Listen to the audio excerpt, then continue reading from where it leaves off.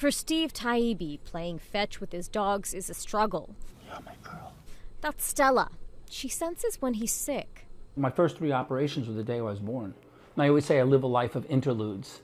You know, for this time I'm sick, for this time I'm well. Then I get sick, then I'm well. This is my next 2 doses for the day.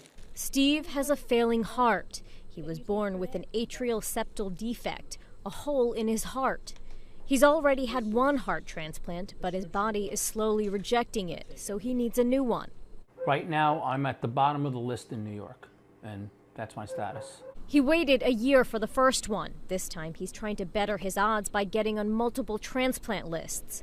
New York has some of the worst wait times in the country, so he's flown to California, where there's more organs to go around. It raises the question, is that fair?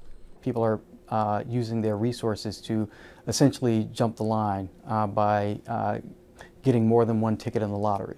Dr. Raymond Givens co-authored a new study that found wealthy individuals are more likely to score a transplant by having the resources to get on multiple lists.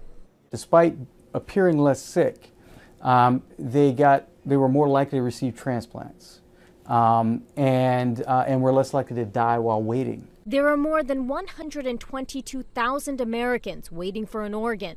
The average wait time for a kidney is 4 years. Multiple listing can cut down the likelihood of dying while waiting for a kidney by 10%.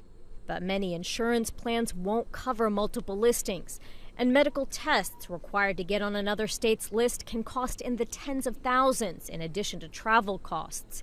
The problem is that only wealthy people and those who can travel very easily are able to multiply list. Many medical experts say the current policy needs to be changed. The United Organ Sharing Network, in charge of the nation's transplant system, acknowledges the need for improvement. Rather than addressing multiple listing in terms of banning it or promoting it, it would really be better to address directly the geographic inequities from which the whole issue arises. And that is something that UNOS is very, very actively engaged in.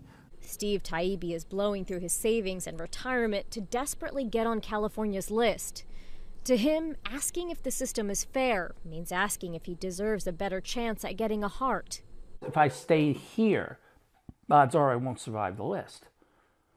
He plans to do what he can to stay alive.